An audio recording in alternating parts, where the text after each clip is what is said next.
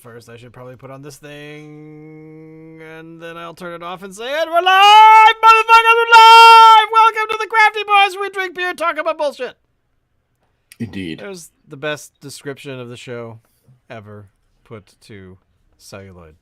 Yes.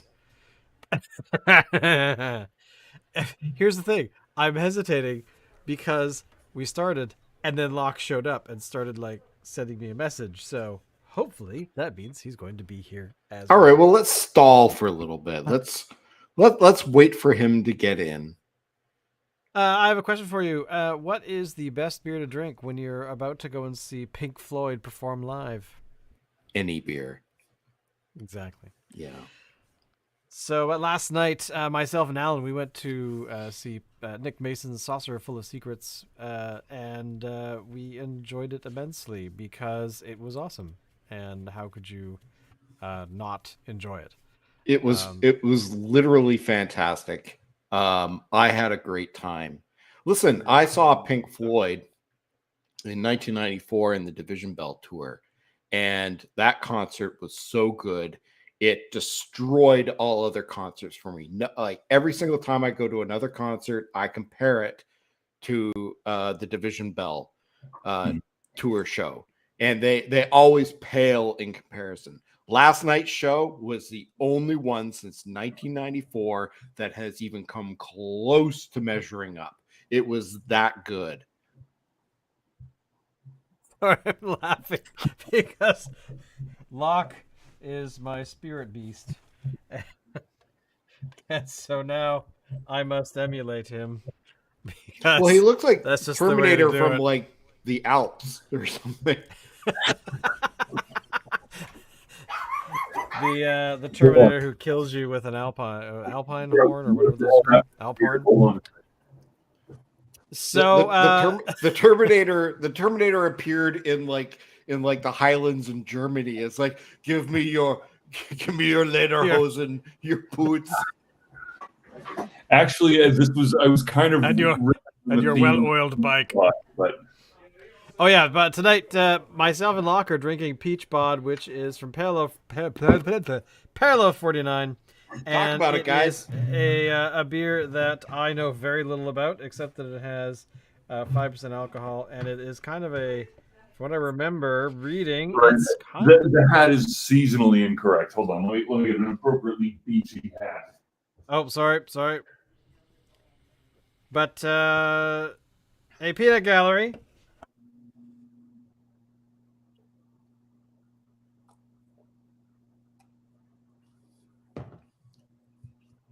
He's getting his seasonal hat. Since this beer is, It's peachy. that's what it looks like. It's a peach infused beer. Oh wow, that smells really great. Locke, what are your olfactory senses telling you?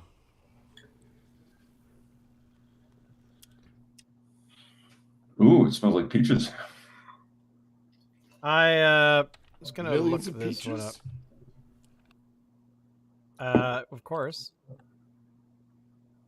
Okay, so what do you think? I'm enjoying it immensely.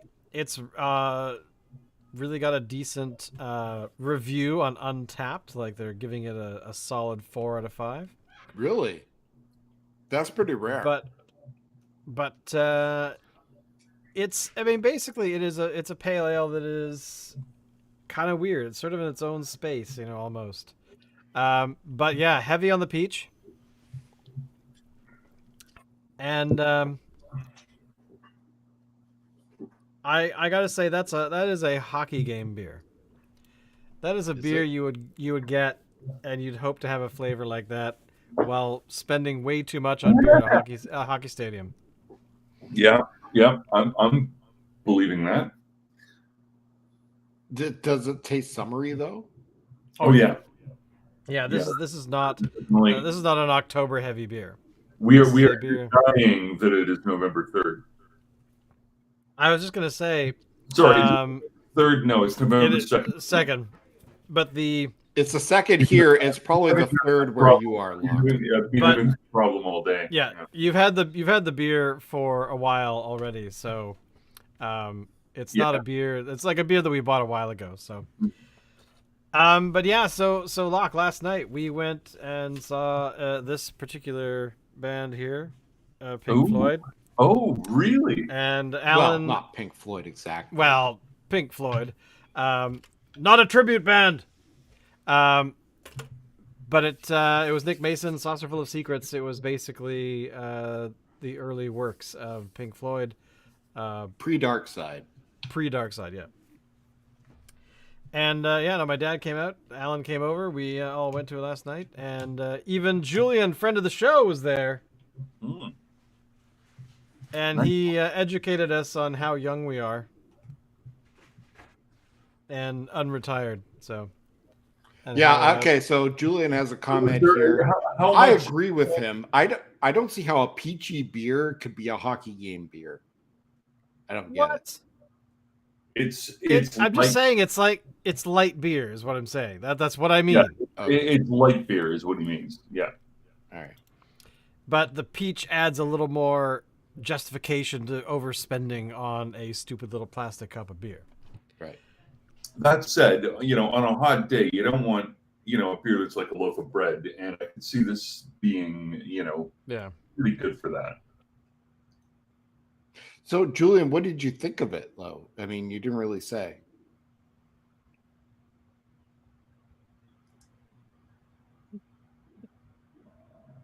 Yeah, that's very true. Think of what? The beer? Well, yeah, the beer. What does Locke think of it? I think it's I mean, I know. Okay, so Locke, here's what I know about you. You're not really into fruity flavored kinds of beers. not usually, no. No. So a peach flavored beer is a fruity flavored beer. It is, but I have room for this beverage. I just don't class it under beer. This is sort of more like a Mike's Hard Iced Tea kind of a take on what beer could turn out like. Right. I would mix this with beer to make a shandy. Okay. Fair. That's funny. No, I stress this is given that it has been unseasonably warm in Toronto. I can kind of pretend that it's a summery day. But yeah, I mean, the leaves on the ground say otherwise, and so it's sort of, I guess I'm sort of dressed in costume because when I frame it like this, yeah, I like this beer. This is a good summer beer. It's closer to your pickled water version of what beer might be. That you're going to be able to drink this. It'll be refreshing, and you won't have stomach trouble afterwards if you're somewhere tropical. Okay. Okay. So basically, as Julian said, it's good for pregnant women and children. So there you go. All right. He likes it. Oh, the peanut gallery is currently poo-pooing is enjoying the beer and making up stories that Julian likes it as well. But so for this particular beer, we give it a thumbs up. Yes, Locke? Yeah, I mean, again, with the caveat that both the tin, I like it because it reminds me of 80s Kool-Aid. And I like the flavor because it reminds me of 80s Kool-Aid. So it's totally an 80s Kool-Aid kind of an affair. But yeah, I dig it. I'm into it. All right. Sweet. So I give it a thumbs up. Now, I really got to know, Alan, what are you drinking tonight? Okay, so I didn't have a lot of time to get something together here. Got in the door just a couple hours ago from Vancouver. But this is something I had lying around. We've done this on the show before. It's a really good one. Worth doing again. It is from Lighthouse Brewing in Victoria. Their Night Watch Coffee Lager, which you would think is two things that would not go well together. In this case, They do. This is what it looks like. Not a lot of head on it. It tastes like a lager that's just been infused with a little bit of coffee flavoring. It's not overpowering at all. You can definitely taste the beer. The coffee is just a hint of it. I think it just adds a bit of complexity to what is otherwise a very good beer. I'm not a lager guy myself, but this one, this one's a winner. I'd have this all the time. Comes in 355 ml cans. Comes in at 5%. And I think that's about it. That's all you need to know. Locally produced cold brew coffee and crisp clean craft lager are blended seamlessly to create a new kind of beer. A new kind of beer. Okay. New kind of beer. It's not just a lager brewed with coffee. It's a new kind of beer. Yeah. All right. It's What kind is it? What is this new kind of beer called? maybe we can call that Cogger or a Cogger. Okay. Loggy, a Cogger beer. A Laffy. A Laffy beer.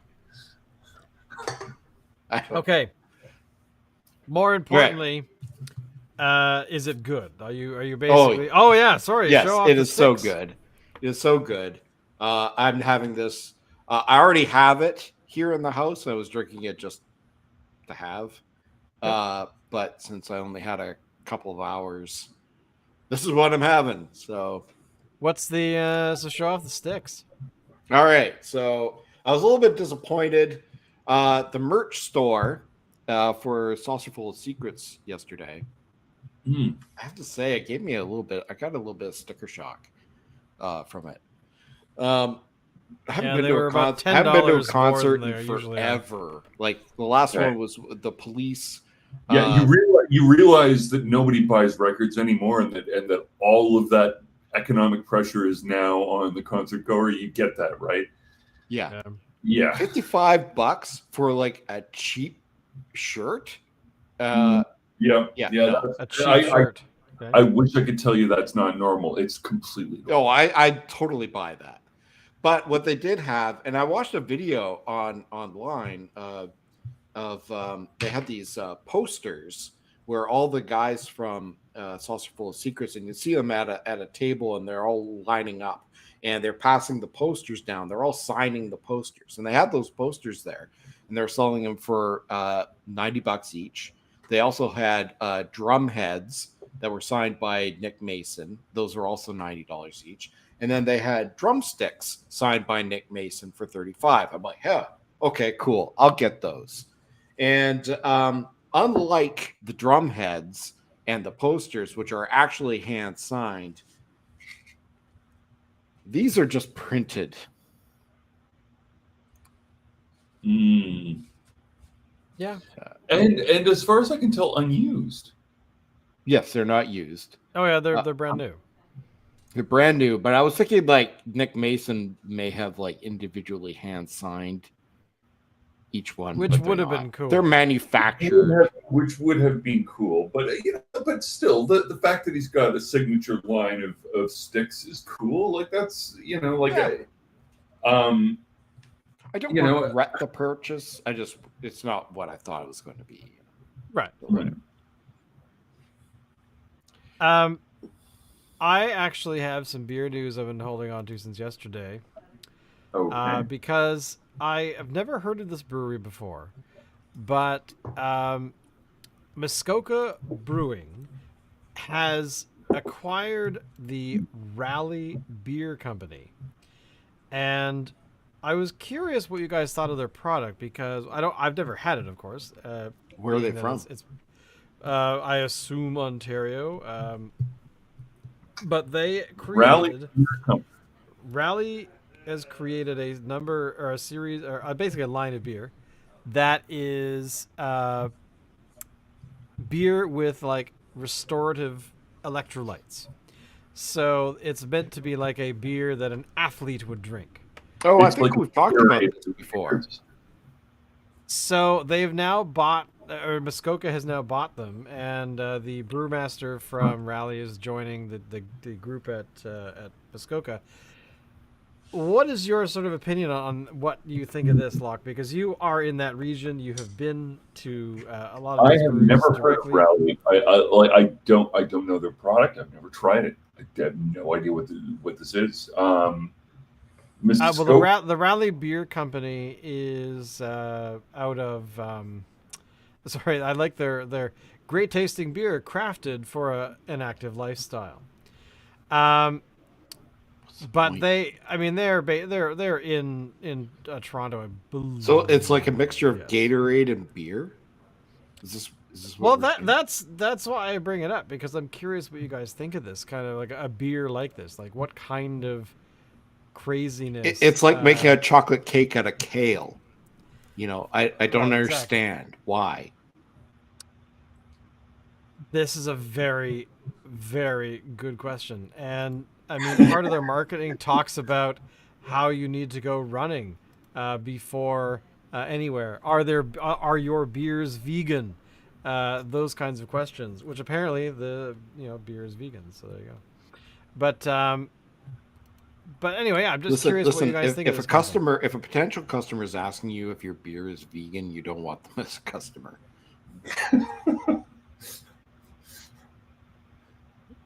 I really want Julian's opinion about beer that is made for I'm who well, exercise I a know lot. what he's gonna say, but I want to hear it anyway. So So there's a request from the Crafty Boys to our friend of the Well- show, Julian. What do you think of beer made for people who exercise a lot? But anyway, I'm just curious. Sort of, this is expanding the Muskoka beer line. Do they need expansion, Locke? I mean, is this something that's kind of weird? Here's the thing. For people who exercise a lot, I think that I totally think there's a room on the market for something that's maybe a little bit. But on the other hand, it's sort of like there's the whole question of it. Is this like people who jog while they're smoking? I don't. But if they do, what's wrong with that, really? A free world. You know what I mean? Like, it doesn't have to all do you? You know what I mean? Like, I'm not against people who want a Gatorade type of beer. Do I want it? I seem to get by okay, and I exercise moderately. Yeah.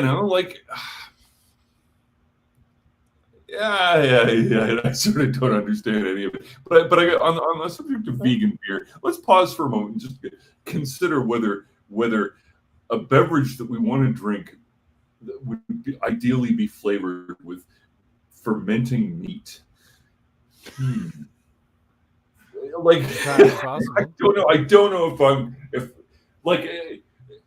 there's certain people that are into taboos or whatever, and that's kind of their thing, and it's sort of like they're all crazy about their taboos. But the second it starts to smell bad, I'm walking the other way. Well, remember, sour beers are not vegan because they use, I can never say it. All right. Well, okay.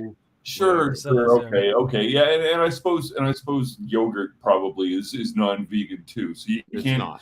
Anybody who doesn't like yogurt is gonna miss out on You know what else is vegan? lactase and all kinds of things that the world might otherwise enjoy. But anyway, what can I say? Gandhi didn't go that far, so No. I don't know. No.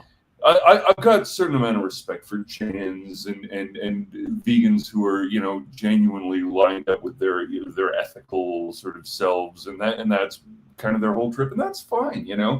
No problem with that at all. I do wonder a little bit about the sort that are doing it just to be difficult, or worse because they've got an eating disorder.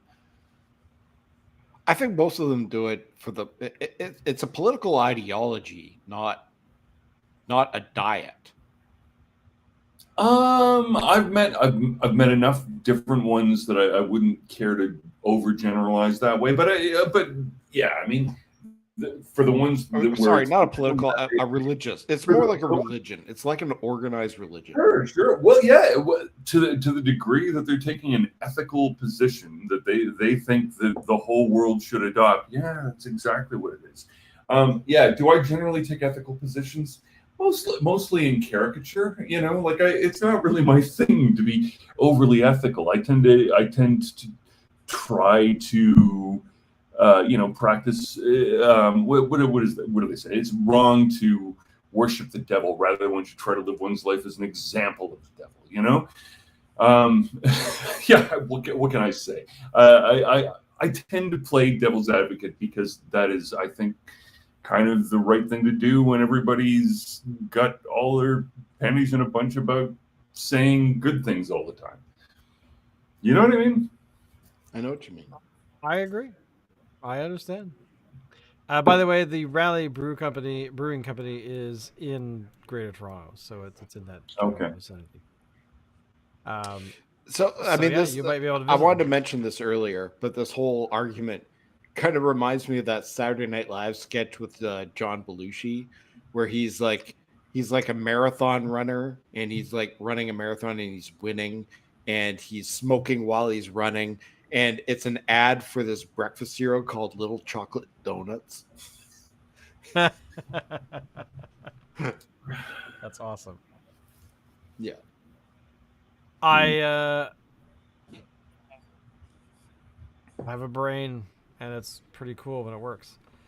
That's good. Now, by the way, Dave is not here tonight because he is out drinking or something. I don't know. He's busy.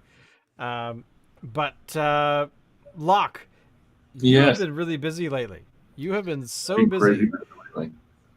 How is everything going with being that crazy busy and trying to hold up the eastern half of the Crafty Boys?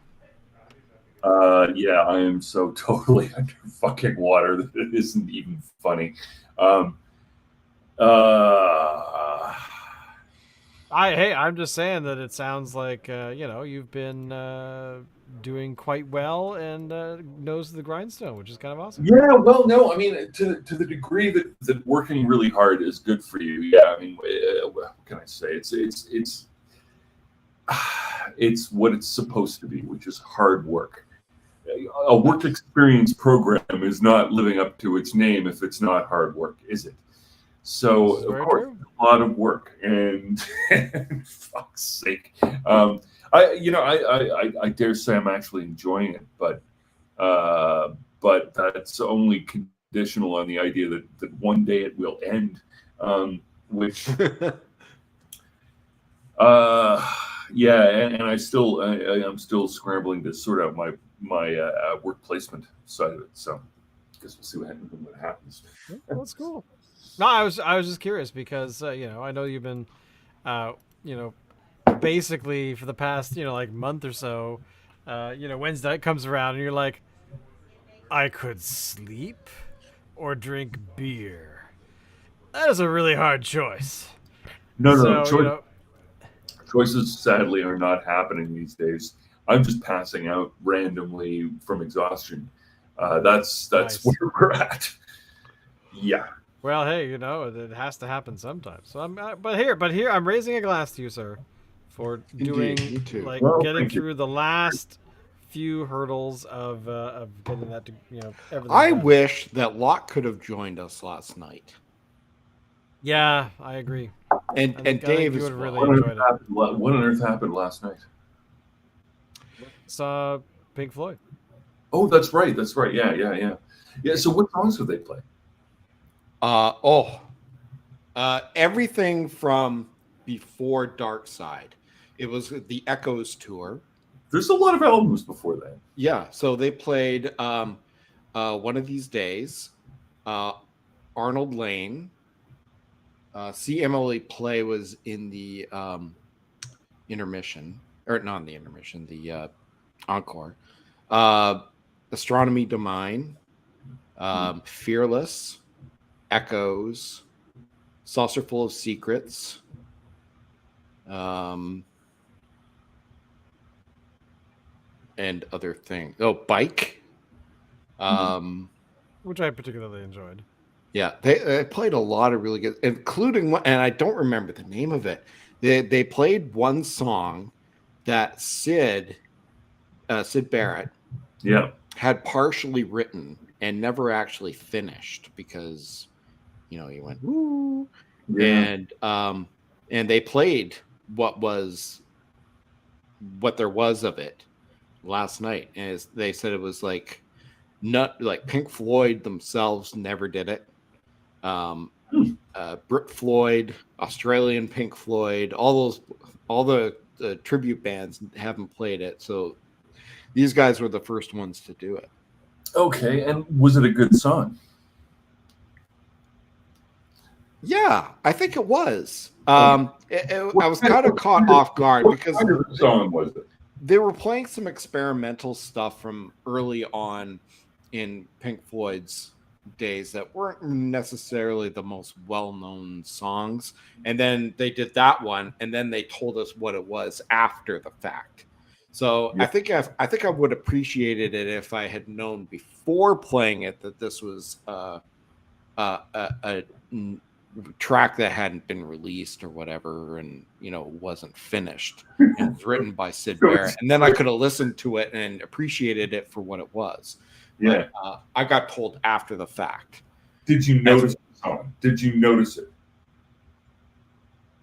I didn't recognize the song. You didn't recognize, but yeah, did you notice whether it sounded good? Yeah, I think it sounded good. Yeah, all right. Now, But I spent the first half going, what the hell song is this? Like, huh? but yeah, okay, but was it like versey, chorusy, or what was it? How was it structured? It was pretty experimental. Great things with the structure. It was pretty psychedelic and experimental. Okay, yeah. So it was all kind of maybe a little bit jazzy. Yeah, maybe a little bit. Yeah. Okay. Yeah.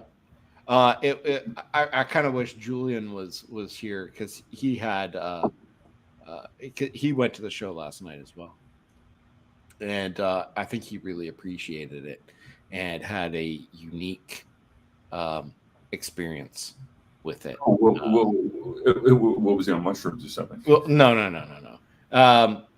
No, I think he just he kind of saw it as being like almost like a documentary of different music styles that sort of flowed one into the other.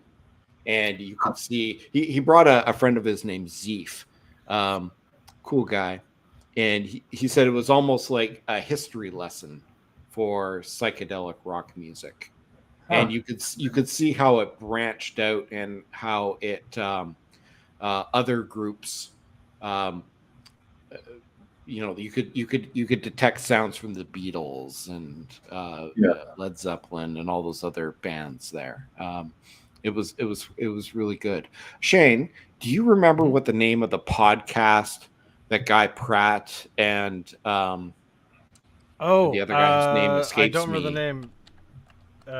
Hang on, I'll it's like the Rockin' Tours. Yeah, the Rockin' Tours or something. The Rockin' Tours, something like that. Let me find it here. Because he mentioned it, and Oh yeah, the Rockin' Tours. Yeah, sorry, who's in that again? No, it's a podcast, not a band. Oh no, okay. Yeah, but there is a band called the Rockin' Tours, which I think I want to say has Jack White, but I don't remember. Something like that. I'm just gonna see if I can find the podcast. Hang on, because that might be something that's worth checking out. But because it was him and what's his name? Gary Kemp. So yeah, here we go. The Rockin' Tours of Gary Kemp and Guy Pratt. So there you go. I am now subscribed. But that's actually kind of an interesting thing, because one of the things that I really do in my world is I don't ever try to be a historian of the music I listen to. There's some bands I might follow and I might learn about, who they are, where they fit in the world of music, but I just kind of enjoy stuff. But definitely, I think a podcast like this would actually be a really cool thing. So here is the podcast, by the way. I was going to throw that in the chat. The Rockin' Tours, who will teach you everything you ever want to know, apparently, about music in general. They interview a lot of musicians and stuff like that, so it sounds fascinating. But so yeah, but I kind of feel like I'm missing out on understanding some of the history of the music I listen to and enjoy. So maybe I should Well, start some of the studying a bit history, harder. especially with Pink Floyd, the history really plays into what inspired them to make the music that they make. So I think it's vital to know about the history of some of these bands, to know how they got to where they are. What do you think, Lock? You are the music master on the I East am Coast, a so super music nerd. Like I need to know all of the details for whatever reason. I just yeah. Um,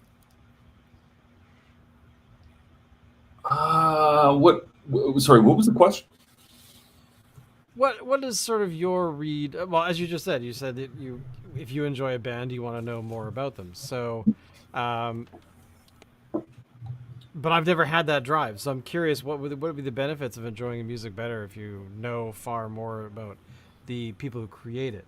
Mostly I use that as ways of finding other music, right? So if I figure out that, okay, so this guy's from this region in this town, and okay, all right, and that guy is also from the same region. Okay, all right, I sort of.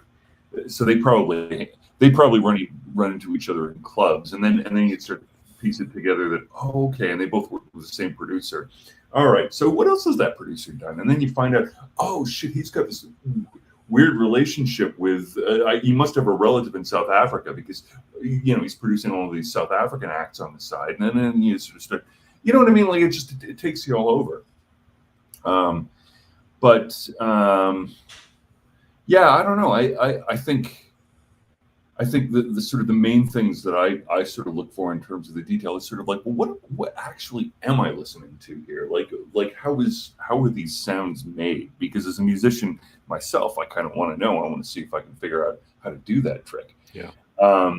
So that's a piece of it, and then the other bit is sort of okay. So so culture doesn't happen in a vacuum, and so who's influencing who, and who are the leaders in this scene, and what are the controversies?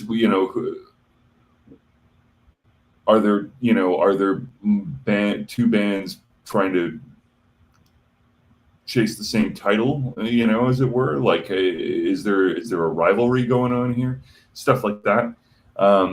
Always sort of leads you to okay, because at the end of the day, it's all about finding ways to discover more music that you actually enjoy listening to. And so yeah, that's sort of the reason I chase that stuff down. Well, what about you, Alan?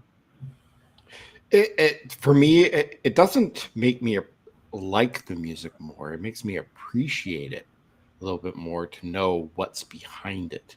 For instance, Pink Floyd's oh my God, "Shine On You Crazy Diamond" is a tribute to Syd Barrett. Yeah. And that creates this whole other dimension to the song. If you don't understand who Syd Barrett is and why they would write a song in tribute to him, then you won't be able to understand the song. It sounds good, but you don't get that extra level of understanding. And I think that's what's important to know about these bands, is to know their history and what informs what. Okay, so I'm curious, Alan. Like, I sort of have a rough idea of who Syd Barrett was. He was, sort of one of the founding members of Pink Floyd, and this sort of very mercurial sort of artist kind of guy. Did a lot of drugs. Yeah. Kind of went a bit crazy, didn't he? So I think in hindsight, who is he to you? sorry, what was that? Like when you listen to Syd Barrett's work and when you appreciate, like the role he played in Pink Floyd, what about that sort of do you find resonates? Like what's meaningful about that for you? Well, it's interesting. We kind of talked about this last night after the show a little bit. I think Syd Barrett leaving Pink Floyd is the best thing that ever happened to Pink Floyd. I don't think Pink Floyd would have become the Pink Floyd we know and love today if Syd Barrett had stuck around in the group. I think Syd Barrett was important because he is the founding member. He brought, first of all, Roger Waters in, and they were sort of like a duo. And then they brought in Nick Mason and Richard Wright. But Syd Barrett was a leader, make no mistake. And the other three were just followers. And when Syd Barrett went cuckoo caca and basically left the group, or was drummed out, however you want to look at it, it forced the other guys to sort of like take the creative reins, and what they did is they did some very experimental stuff over the next couple of albums where they really had to sort of like find themselves musically and lyrically all over again because they didn't have Syd Barrett around to tell them what to do. And that's what allowed Dark Side of the Moon to happen. If Syd Barrett had been around, Dark Side would never have happened.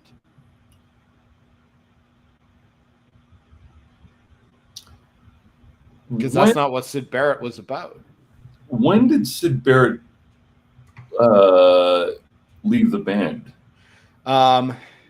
It didn't happen all at once. What had happened is Syd Barrett was becoming increasingly unstable in shows. What album was this? That this was it was in the middle of Saucer Full of Secrets. Okay, this was their second album. So this was before Ramagama. Yes. Yeah. And sometimes he would like change the set, change the start singing a different song when the band is playing something else, or he would just walk off stage. So the guys knew David Gilmour. They knew him from college, and Syd Barrett knew him as well. And they said, well, come along with us, to shows. You can sort of be there. And if Syd Barrett goes all crazy or whatever, you can take over. And they were like, great. So they did that for a little while. And then all the guys, they were getting, I guess, carpooled to shows. And they said, what if we didn't pick up Syd today? What do you guys think about that? And they were like, yeah, okay. Don't pick up Syd. We'll just go. So they went and did the show, and they never picked up Syd again. And with that, he was out of the group. But the thing is that nobody told him or anything. It's like he never tried showing up for anything. So whatever. It just kind of happened that way, as the stories go. Interesting. Now, what's interesting is, so they were doing Shine On You Crazy Diamond during the Wish You Were Here album. And when they were recording it, everybody tells the story a little bit differently. But a guy came into the recording studio, a tall, overweight fellow who's bald. Mm-hmm. And as Nick Mason tells it, David Gilmour says, you know who that guy is? And Nick is like, no. And he's like, that's Syd Barrett. Syd Barrett had walked in while they were recording Shine On You Crazy Diamond, which was a song that was written in tribute to Syd Barrett. and they didn't recognize him. He was completely a different person. Was that arranged? I imagine it was arranged. Well, so the legend is it was not arranged. It was a fluke, but I gotta think it was arranged. You would suspect that it was. Yeah. And I will say this about Sid Barrett. In the years since all of that, people have suggested that he may have had schizophrenia. That was maybe that sounds like something I might have heard before. Yeah. So it may, like, he did do a lot of drugs, and maybe the drugs didn't help, but it kind of sounds like he had an underlying mental health condition that went undiagnosed. Yeah. Yeah. So anyway, knowing all that stuff really helps inform, and you can see snippets of that in other Pink Floyd's works, from Dark Side of the Moon and throughout, even in The Wall. You can see elements of Sid Barrett's influence throughout there. But all that era of Pink Floyd would not have happened had Sid Barrett remained in Pink Floyd. Yeah, it's an interesting point. I'm trying to think of, or I'm trying to hope that Locke has like an Iron Maiden story that's, something like that sort of historical, how the band was Iron Maiden formed or influenced. They've been flogging their history from the very beginning. Like, like they're like the Freemasons. They don't walk on stage without recording it as part of their history. You know what I mean? So right from the very beginning, and understanding that it wasn't Steve's first band. So the band was formed by Steve Harris, the bass player. He had taken another couple of swings before this, and so this was like, he was determined that this one was going to stick.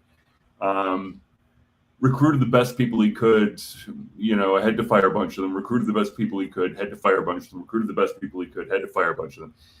That was the story for the sort of the early sort of first year or so, and then he got himself a bit of a stable lineup. Ended up with a singer that came across a little bit more punk than metal initially. The first singer, Paul Di'Anno, and so if I've met them. There are people who only like the Paul Di'Anno Maiden because mostly they don't listen to metal and they love punk, and they kind of think of the band in those terms. If you look at them as sort of like a cross between Black Sabbath and the Ramones, early Maiden kind of fit that bill, if you see what I mean. Like this sort of like supercharged, aggressive, fast sort of delivery, but the riffs are sort of more old school and kind of have sort of Viking sagas in the sort of the subtext. You know what I mean? More literate than usual. So and then when ultimately the relationship with Paul Di'Anno broke down, and to listen to it, from the way it's been reported ever since, it sort of seems like Paul Di'Anno was the one who decided to leave. And Lord knows what he was thinking at the time. He seems like he's always been kind of an arrogant prick, so maybe that had a little bit to do with it.